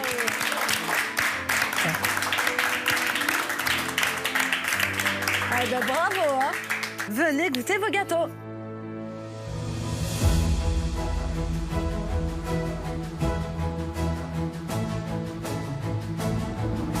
Nous sommes toujours entre Dinard et Saint-Malo. Et pour l'épreuve créative, nous, les irréductibles gourmands, nous allons continuer de faire briller la culture pâtissière bretonne. Vous allez devoir faire revivre une légende à travers votre gâteau. Génial. Les légendes bretonnes, c'est des créatures fantastiques, des univers féeriques. C'est à vous de donner vie à un gâteau et à une pièce inspirée de ces histoires pleines de magie et de mystère. Cette semaine, un très grand chef sera à vos côtés. Il est meilleur ouvrier de France, chocolatier, confiseur. Il adore mettre en valeur les produits du terroir breton. Tout droit venu de Rennes, Ivan Chevalier. Super. Bonjour tout le monde. Salut. Bonjour. Salut. Bonjour. Qu'est-ce que tu attends de nos pâtissiers sur cette épreuve? Pour moi, un bon gâteau, ça va être un gâteau qui a beaucoup de texture. J'aime bien quand il y a un peu de croustillant, des choses un peu plus crémeuses, un biscuit qui a un peu de mâche. Et c'est le souvenir qui se fera grâce à tout ça. Montrez-moi de quoi vous êtes capable et rendez fier la Bretagne, ce beau terroir, cette belle région. Une légende bretonne dit qu'un gâteau visuellement bluffant et savoureux a le pouvoir de faire sortir un compliment de ma bouche. Pour cette épreuve créative, vous avez 3 heures. À vos marques, prêts, pâtissez. Nos 7 pâtissiers amateurs ont 3 heures pour imaginer et mettre en scène un gâteau qui raconte une légende bretonne. Avec leur création spectaculaire, ils devront impressionner le jury et notamment le chef au col bleu-blanc-rouge, Ivan Chevalier. Originaire de Rennes, ce pâtissier maître chocolatier, distingué par le titre de meilleur ouvrier de France en 2019, est reconnu pour son travail d'orfèvre sur ses gâteaux et ses chocolats ultra gourmands qui mettent à l'honneur le terroir breton. Ivan Chevalier, je le connais des réseaux sociaux. J'ai déjà eu la chance de goûter un de ses gâteaux qui était juste excellent. Très très bon, très fin, très équilibré. Donc je suis vraiment super contente. Aujourd'hui, on va faire goûter notre gâteau au chef Ivan Chevalier. Il est breton, donc on ne va pas pouvoir l'avoir sur les saveurs de Bretagne. Et c'est un meilleur ouvrier de France, donc ça met encore plus la pression. Camille a de quoi s'inquiéter puisqu'à l'issue de l'épreuve, le jury désignera le pâtissier de la semaine spéciale Bretagne et celui ou celle qui mettra les voiles. Allez, c'est parti. Alors moi, pour ma légende bretonne, j'ai décidé de faire un gâteau autour de la légende de Tristan et Iseult. Donc je vais faire un gros entremets en forme de cœur. Donc j'aurai un biscuit madeleine, un insert framboise et une mousse vanille gingembre. Tristan et Iseult, c'est une histoire tragique d'amour, un peu à la Roméo et Juliette. Un amour impossible. Ça se termine très mal, mais pas comme mon histoire aujourd'hui. Moi, ça va se terminer très bien. On va partir sur un cœur joyeux aujourd'hui. J'ai envie de faire la légende du dragon de Pontusval, parce que mon mari m'appelle le dragon alsacien. Je crache pas des flammes, mais quand je m'énerve, je commence à jurer en alsacien. Même si je râle, je suis gentille quand même. Donc je vais faire un sponge cake dans lequel je vais mettre de la crème pâtissière à la vanille, un confit de fruits de la passion et des dés de mangue. Et pour représenter mon dragon, je vais faire la queue ici et une tête en pâte à sucre. C'est vraiment au niveau visuel que j'ai envie d'épater le jury aujourd'hui. Je sais pas si vous connaissez la légende, mais apparemment, je vais avoir le tablier bleu encore cette semaine. Oh là là, c'est quoi cette légende-là? Tu sais que c'est pour les enfants, les légendes, ça n'existe pas. Hein. Moi, en tout cas, j'ai envie d'y croire. J'ai décidé de partir sur la légende du roi Arthur, parce que je suis une grande fan de la série Camelot avec Alexandre Astier. Typiquement, la base de mon gâteau, ça va être l'armure du roi Arthur, layer cake. Et enfin, en pâte sucrée, je ferai l'épée Excalibur qui est plantée dedans. L'épée, ça me rappelle un peu des souvenirs de quand j'étais petite, là. Margot a été championne d'escrime et pour le coup, ce n'est pas une légende. Son passé de sportif de haut niveau lui a donné les armes pour se battre dans le concours et se relever des coups durs. Alors quand Cyril Lignac lui reproche des saveurs trop tranchées, notre policière au mental d'acier affûte sa lame pour mieux performer.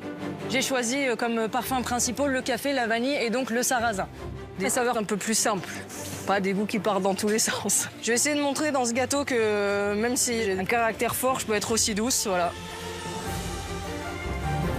Mathieu, notre spécialiste des trompe-l'œil, est lui aussi à fond dans la bataille.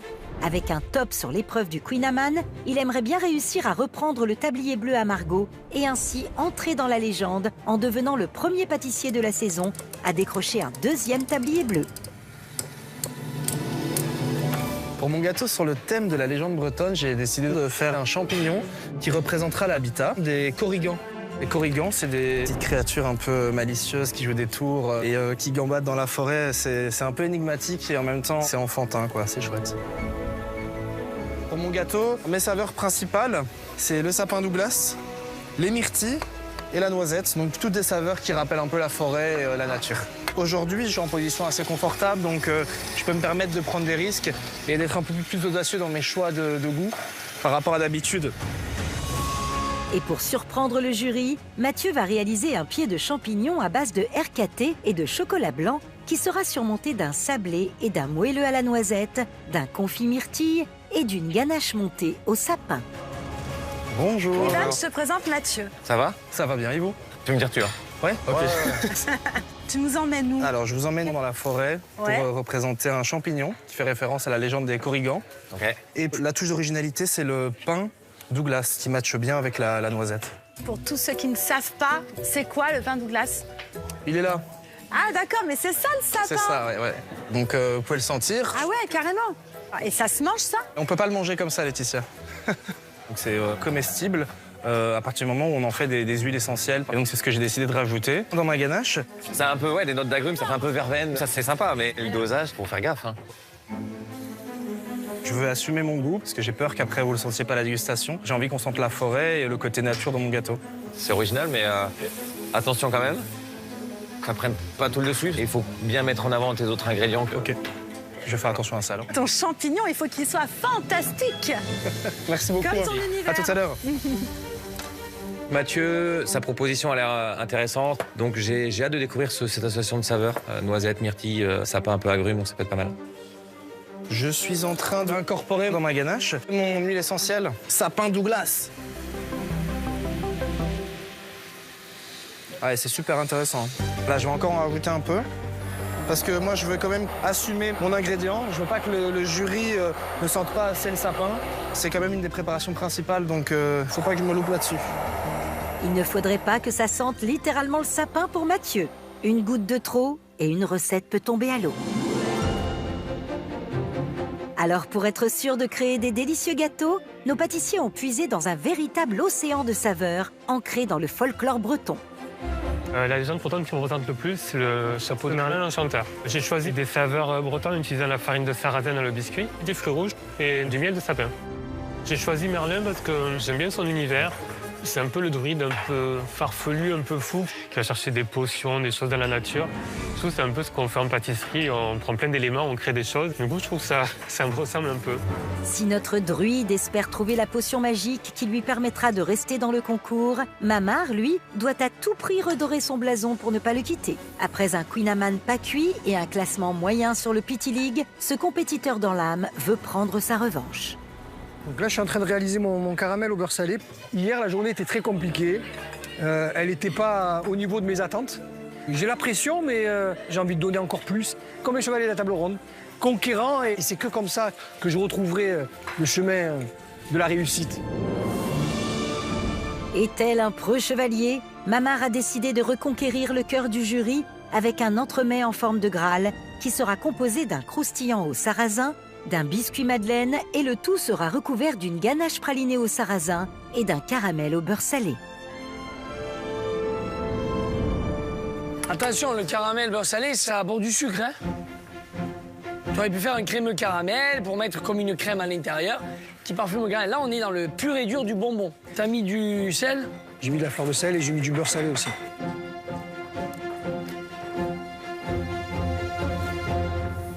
Il est bon. Un beau Graal. Toi, t'es tout en humilité. T'as fait le Graal, toi. Parce que pour moi, c'est ce qu'on recherche. Mais le Graal, il est droit? Non, il est à plat. J'ai pas fait une calice à droite. C'est épreuve créative, quoi. Tu sais que t'es en danger cette semaine encore, hein? Ah, je sais, j'en suis parfaitement conscient. Ouais. Donc, si Camille a fait mieux que toi... Ouais, je sais, mais je me bats et j'essaie de faire au mieux. Allez, t'as du potentiel, sois bon, hein? Merci, chef. Merci. Mamar en grande difficulté encore. C'est pas précis dans les gâteaux, on n'arrive pas à avoir des choses bien faites, alors qu'au début du concours, il était vraiment incroyable. Et là, je sais pas ce qui se passe. Un petit ventre mou, j'espère qu'il va nous faire un bon gâteau et un beau décor. Cyril était un peu déçu que mon gâteau soit pas en hauteur et plutôt plat. J'ai entendu, je sais où je veux aller parce que je veux rester dans cette compétition. Effectivement, en cette 6e semaine de concours, le niveau monte d'un cran et ce n'est pas Elsa qui dira le contraire. Si notre artiste canadienne veut prolonger son aventure en France, elle va devoir proposer des saveurs à la hauteur de ses visuels. Cette semaine est très contrastée pour moi parce que j'ai fini gros flop à l'épreuve de Cyril et deuxième à l'épreuve de Mercotte, ce qui est plutôt une très bonne place. Mon objectif pour cette dernière épreuve de la semaine, c'est de tirer le chalutier vers l'horizon et de faire un gâteau sirène bon et beau, pas l'un ou l'autre. Et pour attirer Cyril, Mercotte et Ivan Chevalier dans ses filets, Elsa va réaliser une queue de sirène à base d'une coque en masse à modeler et d'écailles en pâte à sucre. À l'intérieur, un biscuit madeleine aux framboises avec un insert framboise géranium et une ganache montée à la vanille. Elsa, t'as besoin d'aide? Je t'amène Ivan à la rescousse. Bonjour, mais ravi, enchantée. De même. La tête dans le four, on se relève, un mof, c'est merveilleux. Tu nous emmènes où? Moi, je vous emmène du côté des sirènes bretonnes, les Marie Morgan, mais pas une version mignonne des sirènes, la version un peu sombre, celle qui noie les marins. Mais oui, parce qu'il y en a beaucoup en Bretagne, des sirènes. T'en as déjà vu? Le week-end. Donc moi, je vais faire un entremets que je vais cacher sous une cloche en masse à modeler chocolat. Ah, j'adore faire ça en plus. Est-ce que vous auriez un conseil pour la faire, la masse à modeler? T'as jamais fait? Ah, t'as jamais fait? Non. T'es culotté, c'est bien. J'étais partie sur le fait de faire avec un bain-marie à 40 degrés. Ah non. Beurre cacao pommade, c'est 34 degrés. Ouais. 30 degrés, il est dur. 36, il est fondu. Donc ça va être juste ça à maîtriser. Parfait. Bon, je pars sur ça. Allez, courage. Merci beaucoup. Merci. À tout à l'heure. Elsa, elle part un peu à tâtons dans sa masse à modeler. C'est un sacré délire, ça. C'est très audacieux, c'est quelque chose de pas commun, surtout pour les amateurs. J'ai hâte de voir cette queue assez volatile en quelque sorte, figée dans le temps parce que c'est un dessert, mais comment elle va apporter cette finesse, j'ai hâte de découvrir tout ça. Là, je suis en train de fabriquer ma masse à modeler dans mon mixeur. Donc, suite au conseil du chef Ivan Chevalier, j'ai pas fait fondre mon beurre de cacao. Je l'ai fait pommade. Donc, c'est vraiment qu'il a la texture d'une pommade. Je sortirai dans le tube de crème. Et je mixe avec ma poudre de cacao. Ok, on voit que ça commence à se former là. Génial. Quand on a la chance, le privilège même en fait d'avoir des conseils d'un chocolatier d'élite, c'est impossible de ne pas l'écouter. C'est dans 10 ans, je m'en irai, j'entends le loup et le renard chanter. C'est dans 10 ans, je m'en irai, j'entends le loup et le renard chanter. J'entends le loup, le renard et la belette, j'entends le loup et le renard chanter. Pâtissier, il vous reste 1h30. Eh ben, va falloir se dépêcher. Margot a raison. Si nos pâtissiers veulent faire renaître les légendes bretonnes de leurs cendres, mieux vaut invoquer le dieu du montage rapide. Qu'ils optent pour un cœur, un cylindre ou une sphère, leurs gâteaux devront prendre forme en un temps record et vite partir au frais pour que la magie opère. Allez, on ne s'énerve pas. Il reste 1h30, c'est très short. Je dois procéder au montage de ma boule magique.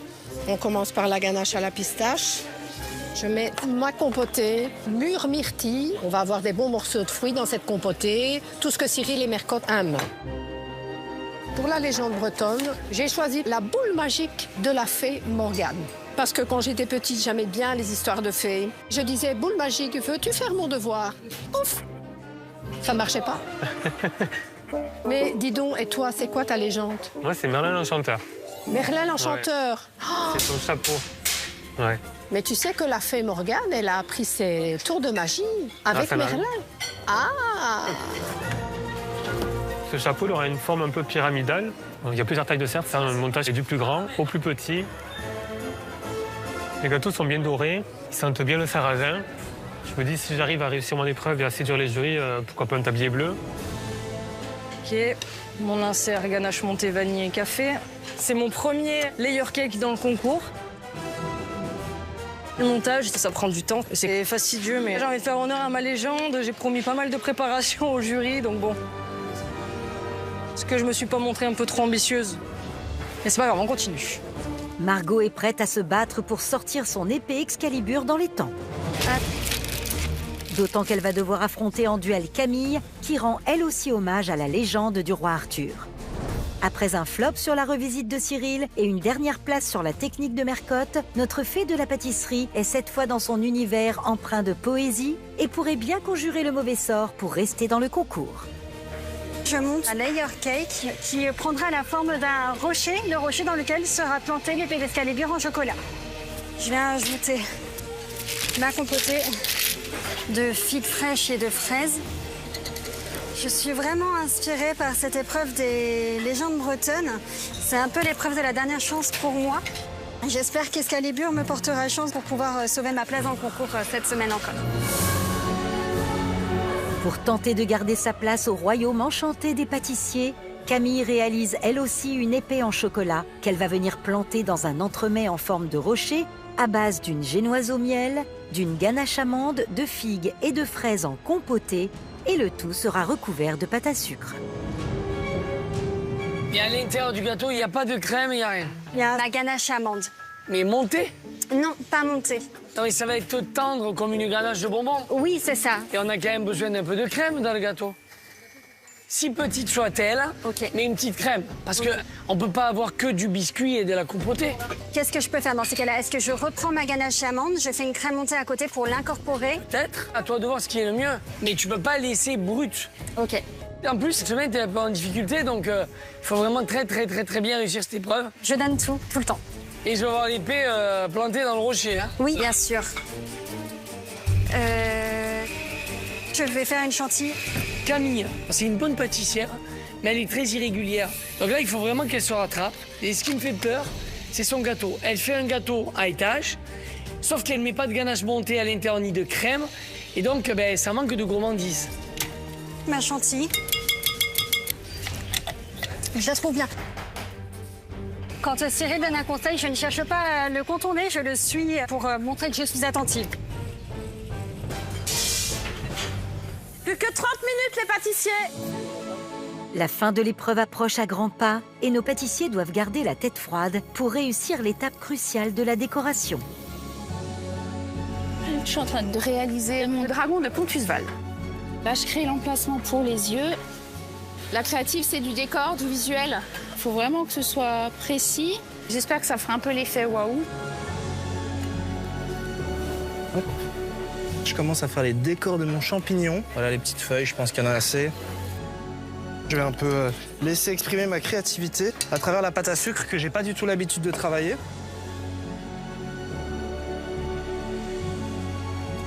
Je suis en train de couler mon chocolat pour faire Excalibur. Sans épée, il n'y a pas de gâteau. Ce serait dommage quand même d'enlever la star du gâteau. Hop. Je suis en train de modeler ma queue de sirène avec ma masse à modeler. J'ai qu'elle a l'air pas trop mal. Je sais quand même qu'elle adhère bien pour avoir un démoulage qui soit propre et une surface clean pour poser mes écailles. Hop. C'est sportif. Ça va, Elsa? Non, mais c'est ça en plus. Alors, moi, mon conseil. Oui. Plus t'en as sur les mains, plus ça colle. T'as un couteau, là? Oui. Tu vois, tu lisses avec le dos, pas le côté tranchant, mais que le côté plat. OK. Et comme ça va permettre de pas couper la masse et vraiment de venir l'étaler. Super. Ça va t'amener vraiment de la régularité, quelque chose de plus uniforme. T'auras pas quelque chose de bosselé. Super. Tu vois, tu comprends Ouais, t'as je plein de gestes, là. C'est bien? Génial, merci beaucoup, chef. Non, non, avec grand plaisir. À tout à l'heure, merci. Attention, plus que 15 minutes les pâtissiers. Oh, pétard. Il faut que je me dépêche. C'est vraiment le stress de pas finir. J'ai encore pas mal de boulot, là, pour tout finaliser. Il me reste 15 minutes, il faut vite que j'aille chercher mon épée. Espérons pour Camille qu'elle trouve le temps de bien affûter son épée Excalibur, car l'heure est venue de battre le fer pendant qu'il est encore chaud. Voilà. À 15 minutes de la fin du chrono, tous nos pâtissiers entrent dans la dernière bataille, Que je redoute à chaque fois. le démoulage.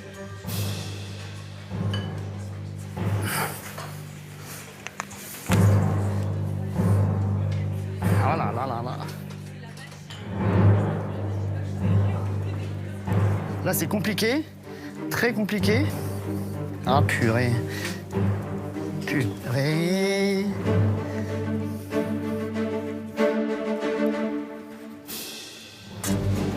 Ça va pas être super joli ici, là.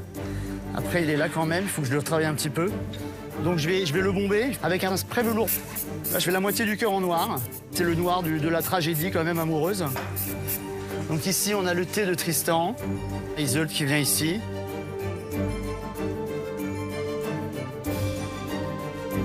Impeccable. Je vais procéder au collage de la boule.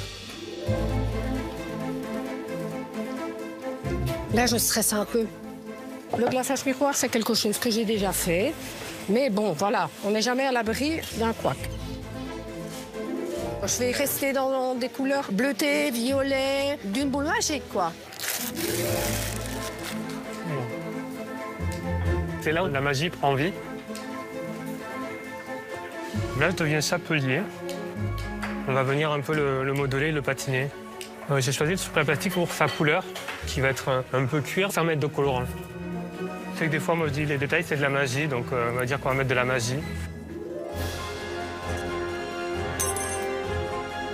OK, là, je viens coller mes petites écailles. Le défi, c'est qu'elles tiennent. Le lissage du chef m'a beaucoup aidé. Ma cloche, elle aurait jamais été aussi lisse et régulière sans ça. Plus que 5 minutes pour sortir des gâteaux légendaires. Là, je suis en mode robot, je réfléchis plus. Allez, on va espérer que ça recouvre. Ouais, ça, bah, c'est bon. C'est pas très compliqué ce que j'ai à faire, c'est juste minutieux. Ça va être les détails qui vont faire la différence, qui vont donner un petit peu de relief aussi à mon dragon. Margot, Camille, qui sortira la plus belle épée d'Excalibur? Ah, la pression! Je me dépêche de démouler mon épée en chocolat pour pouvoir assembler le tout. Donc je viens prendre une poêle chaude sur laquelle je dépose mon chocolat pour le faire fondre un tout petit peu. Hop. Et le faire adhérer à l'autre. Je sais que le chef est un meilleur ouvrier de France chocolatier, donc il va m'attendre sur ce chocolat. En espérant que l'épée d'Excalibur me donne suffisamment de force pour être invincible. Je sais pas si c'est exactement à ça que Excalibur ressemblait, mais ça va être mon interprétation. Elle est mignonne. Ça me rappelle un peu des souvenirs de quand j'étais petite, là. Quand je faisais de l'escrime. Peut-être qu'avec Camille, on va se faire un petit duel à l'épée. Je suis pas folle, hein, je lui propose parce que j'ai fait de l'escrime. Hein. On aurait trop peur sinon. Là, je suis en train de faire les nageoires de ma belle sirène. C'est de la feuille de riz coloré trempée dans l'eau chaude que je fais sécher au four. Voilà. Je suis plutôt contente de ces pierres précieuses en isomale. Tout l'intérêt des cristaux, c'est que ça brille pour rappeler le côté précieux du Graal. Donc je suis plutôt satisfait. Allez, go. Donc là, je suis en train de faire mon flocage velours. Ça sent le stress sous la tente du meilleur pâtissier. À peine. Dernière minute. Ah, j'ai peur de casser mon gâteau.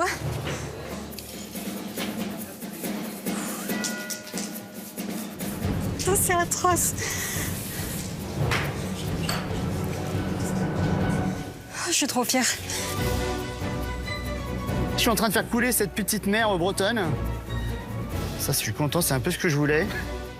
Donc là, j'entrepose ce petit bateau sur lequel Iseult est revenu, mais Tristan ne l'a pas vu. Et Tristan s'est donc laissé mourir de chagrin. 5, 4, 3, 2, 1.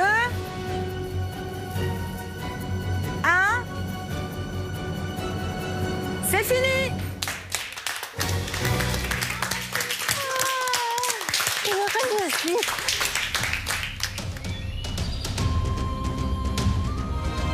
Après une épreuve plus ou moins légendaire pour certains de nos 9 pâtissiers amateurs, il est grand temps de passer à la dégustation.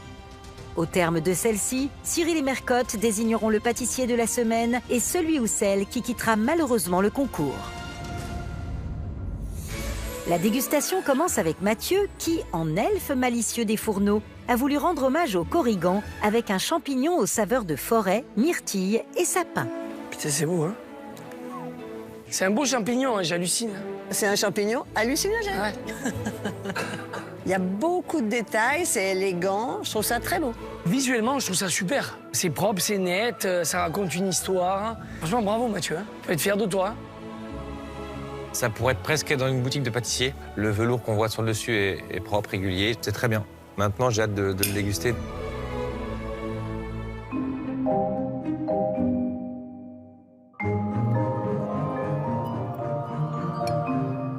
C'est où que ça sent le sapin, en fait? C'est dans la ganache. Ah, c'est ça. Ça a un goût frais. Ça sent un peu l'alcool de menthe, en fait. C'est rigolo, hein? Le sablé est très bon. C'est très bien d'avoir remis un biscuit noisette au milieu. Les myrtilles, ça te rapporte un peu de fraîcheur. Ensemble, il y a un bel équilibre. Les textures sont intéressantes. La mousse est souple, le biscuit un peu plus dense, mais ça permet d'amener différents contrastes. Le sapin, le choix est un parti pris périlleux, mais ça s'avère quand même payant. Je suis agréablement surpris. Au tour d'Elsa de séduire le jury avec la légende de la sirène Marie-Morgane. Son entremets framboise, vanille et géranium va-t-il envoûter le jury? C'est bien parce qu'il y a eu beaucoup de boulot d'engager pour faire cette coque-là.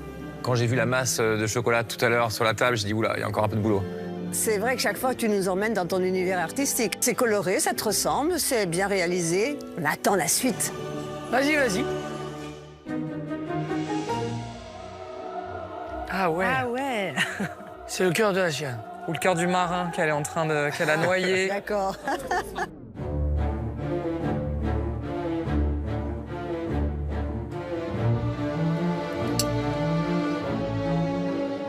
Ça sent beaucoup le géranium, hein?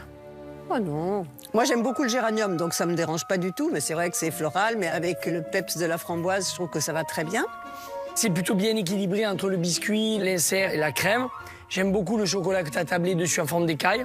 Quand tu le manges, ben, ça fait du bien aussi, ça apporte de la texture. Bravo Elsa. Après, moi, ce qui m'embête un petit peu, c'est que tu as passé énormément de temps sur le décor pour 3 textures dans le gâteau. Si je dis ça de façon bienveillante, parce que ça reste un bon gâteau. Bravo.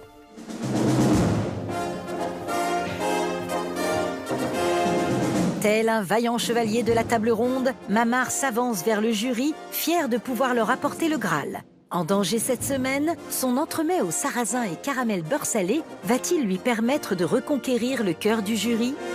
C'est minimaliste, hein? On a juste un gâteau à plat. C'est une épreuve créative, maman, c'est un peu simple quand même. Voilà. C'est pour toi, moi, je trouve ça un peu dommage, quoi. Je comprends. Pour oublier le côté où il y a moins de travail engagé, le gâteau, il doit être super bon.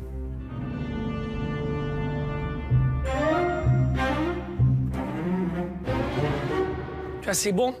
Attention, quand on empile le chocolat au lait, plus le sarrasin, plus le caramel, plus la vanille, c'est quand même sucré. Attention, hein. C'est très simple, mais c'est pas mauvais du tout. C'est des couches régulières, un biscuit qui est bon. On est dans le thème, parce que la Bretagne, caramel, sarrasin, ça fonctionne. Par rapport aux autres pâtissiers, c'est vrai qu'il y a moins de masse de travail engagé, mais ça reste un bon gâteau. Bravo, merci. Merci, chef. Il est beau, écoute. Hein. Ah ouais. Ça fait du bien de voir des gâteaux comme ça, je trouve. Ça plaît à tous les publics. Donc, Merci beaucoup. Il y a un très beau travail de pâte à sucre. Tu vas changer de service dans ton hypermarché, là. Ils vont te mettre au rayon... Pâte à modeler.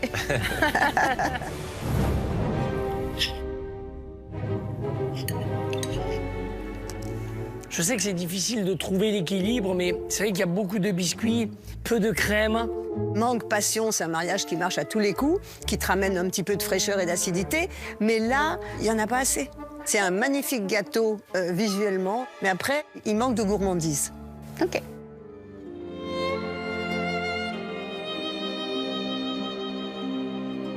C'est un peu pété sur les côtés. Oui, mais si je peux me permettre, une tragédie aussi terrible, je ne pouvais pas imaginer un cœur si lisse. Moi, ce que j'aime, c'est que tu nous racontes une vraie histoire. On est vraiment dans la légende bretonne. Bravo. La petite mise en scène est très bien faite, les cailloux sont jolis. Voilà, les petites fissures font le petit hic, mais le travail est là.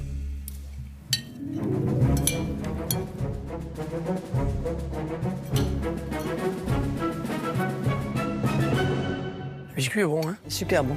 Je suis malène à l'huile d'olive, là. Que l'huile d'olive? L'huile d'olive et beurre. Ça donne beaucoup plus de moelleux. Ah ouais. Moi, j'aime bien, il est simple. On a le biscuit, la mousse, la compotée. C'est contraire à tout ce qu'on des fois on cherche pâtissier à vouloir aller dans la complexité. On est dans la simplicité, il n'y a rien d'extravagant. C'est ta signature. Bah oui. Maintenant, il faut peut-être que tu te lâches un peu et que tu nous amènes un peu plus loin. Prends les voiles, Seb.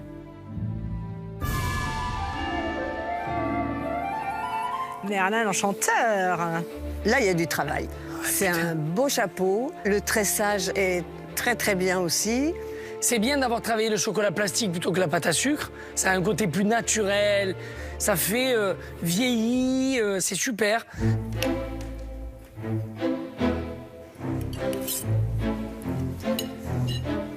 Le biscuit, il y a le sarrasin dedans, mais du coup, ça densifie. Et c'est un peu dommage. Entre les couches, ça manque aussi un petit peu de fruits et de ganache. On a le goût du sarrasin dans le biscuit, la promesse, elle est là. Mais par contre, ouais, trop dense. On n'est pas sur un gâteau trop réconfortant, quoi. Faut qu'il y ait toujours la notion de plaisir derrière. Oui, c'est vrai. Place au duel d'épée entre Camille et Margot qui rendent toutes les deux hommage à la légende du roi Arthur. Notre ex-championne d'escrime va-t-elle réussir à toucher le jury en plein cœur et conserver son tablier bleu? Ça, c'est l'épée. Oui. Bravo, Cyril. C'est le roi Arthur et les chevaliers de la table ronde. Ça manque peut-être un poil de finesse dans le global, finalement, du gâteau, mais la thématique, elle est là, donc bien joué. Moi, j'adore, c'est le goût de café, le crémeux, un peu cappuccino, c'est très bon. Il y a eu des éclats de chocolat mis dedans, non? Et oui, tous mes inserts sont enrobés dans un enrobage. Et ça, c'est pas mal, ce croustillant-là, c'est gourmand. Allez, à la rigueur, un peu plus de sarrasin par rapport à l'énoncé. J'ai fait plus simple, parce qu'il fallait que je ralentisse un peu sur les saveurs extravagantes.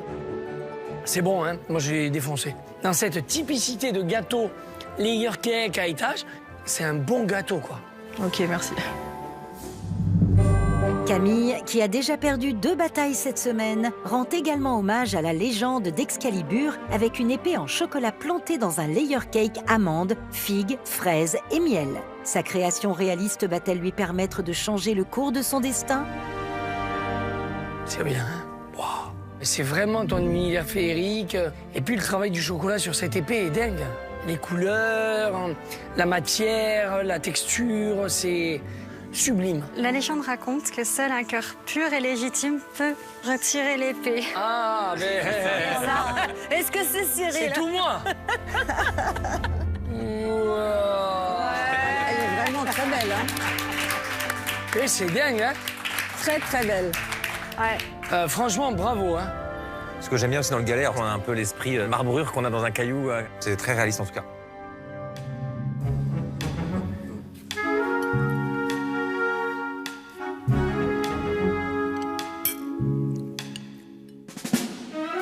Bon, regarde juste le gâteau. Ça va parler de... Ouais, j'ai vu ça. Il y a beaucoup de biscuits. Imbibés, sucrés. C'est dommage. Ça manque cruellement de crème et de garniture. La pâte à sucre est épaisse. La crème à l'amande, c'est une ganache, donc elle est assez compacte. Heureusement que je suis tombé sur quelques fraises qui m'ont amené un peu de fraîcheur. La petite chantilly mascarpone là, qui a été rajoutée, ça fait un peu de bien. Ça manque d'équilibre, ça manque de crème et c'est trop sucré. Je suis un peu déçue, ma petite Camille. Moi aussi, je le suis. La dégustation se termine avec Pascal et son entremets pistache, mûr et myrtille. Après une dernière place sur l'épreuve technique de Mercotte, sa boule magique de la fée Morgane va-t-elle exaucer son vœu de régaler le jury et lui offrir un avenir plus prometteur dans le concours? Bah, je trouve ça super. Je trouve que la boule, elle est jolie, elle a un beau socle, le glaçage, il est brillant, bleuté.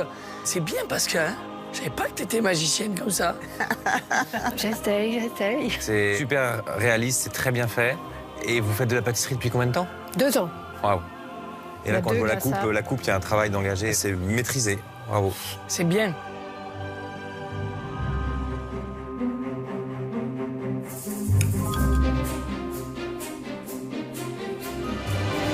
C'est pas trop sucré.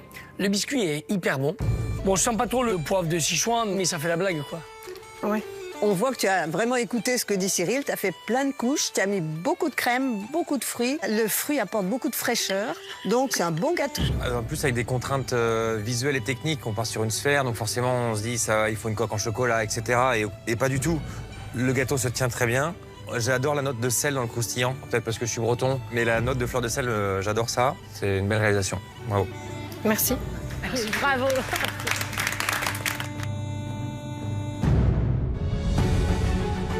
Le voyage breton de nos 9 pâtissiers touche à sa fin. Cyril et Mercotte doivent maintenant faire un bilan des 3 épreuves et désigner le pâtissier de la semaine, ainsi que celui ou celle qui quittera malheureusement le concours et voguera vers d'autres aventures.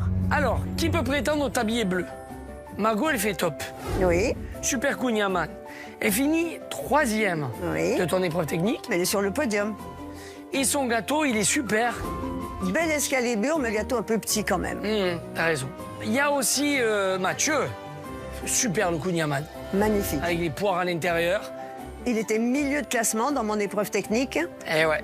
Magnifique, ce champignon, l'histoire bretonne, ça c'était dingue. Et le gâteau était très bon aussi. Et c'était très bon. Mathieu, Margot, Margot, Mathieu. Voilà, on hésite entre les deux. Par contre, pour ceux qui sont plus en danger, oui. On a Mamar. Mamar. Flop. Oui. 6e de l'épreuve technique. Et une créative qui n'est pas si créative que ça. En 3 heures, il fait vraiment quelque chose de très simple. Moi, je trouve que ça manque de travail. Ah bah oui. Et ensuite, on a Camille. Elle est flop. Avant-dernière de mon épreuve technique. Et ouais. Et là, son épée d'Excalibur était magnifique. Ah, c'était super. Mais malheureusement, le gâteau, il n'est pas équilibré. Il y a trop de biscuits, il n'y a pas assez de crème, c'est sucré.